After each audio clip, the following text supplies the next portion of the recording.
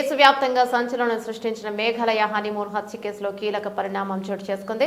భర్త రాజ రఘువంశిని హత్య చేసినట్లు ఆరోపణలు ఎదుర్కొంటున్న ఆయన భార్య సోనం రఘువంశి ఆమె ప్రియుడు రాజ్ కుష్వాలకు తమ మధ్య ఉన్న సంబంధాన్ని అంగీకరించినట్లు మేఘాలయ పోలీసులు వెల్లడించారు. దారుణమైన హత్యోదంపై దర్యాప్తు చేస్తున్న రాష్ట్ర ప్రత్యేక దర్యాప్తు బృందం సిట్ నిందితురాలైన సోనంకు నార్కో అనాలిసిస్ టెస్ట్ నిర్వహించాలన్న మృతుడి కుటుంబం సభ్యుల డిమాండ్ను తిరస్కరించింది. తమ వద్ద కేసును నిరూపించడానికి అవసరమైన అన్ని ఆధారాలు ఉన్నాయని స్పష్టం చేస్తుంది.